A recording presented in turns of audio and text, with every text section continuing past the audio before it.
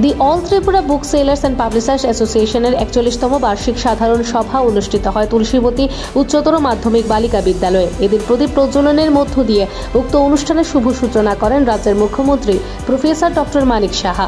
এছাড়াও উপস্থিত ছিলেন শ্রম দপ্তরের মন্ত্রী টিঙ্কু রায় সহ ত্রিপুরা বুক সেলার্স অ্যাসোসিয়েশনের নেতৃত্বরা।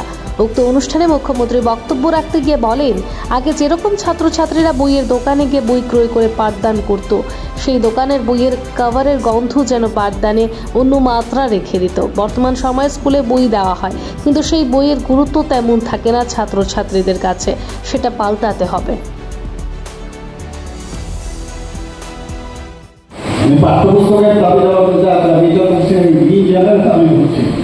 বইয়ের মধ্যে এই যে একটা দেওয়ার ক্ষেত্রে আপনারা নতুন নতুন বই আপনারা নিশ্চয়ই দেখবেন যে তার ডিমান্ড আছে কিনা, তার ডিমান্ড আছে কিনা তার উপর ভিত্তি করে নিশ্চয়ই আপনারা সেই বই কালেকশন করেন। আমি বাইরে ত্রিপুরাতে পাবলিশারও ছিল, এখন এই পাবলিশারের অবস্থা কাহি, কারণ কি পাবলিশ করবে এনসিআরটি পেয়ে গেছে। আবার এনসিআরটি টোটাল আপনাদের সমস্যা করছে, অনেকে প্রিন্টিং করার জন্য অনেক প্রেসে যেত, তো সেখানে একটা রোজগারের ব্যবস্থা ছিল, তার মধ্যেও কিন্তু একটা মেকানিজম ছিল, এর মধ্যে একটা স্বাদ আলাদা।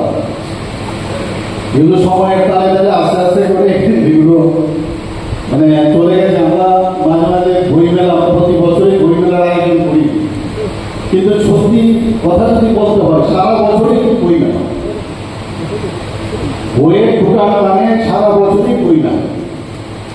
এবং এখানে বলার চেষ্টা হয়েছে যেটা আমরা সরকারি স্কুলে যে একটা বই দেওয়ার একটা শুরু হয়েছিল, তার মধ্যে কিন্তু আমি মনে করি যে সরকারি এখানে কি বিজনেস করে, সরকার কেন ব্যবসা করবে, যারা এই কাজে ব্রত তাদেরকে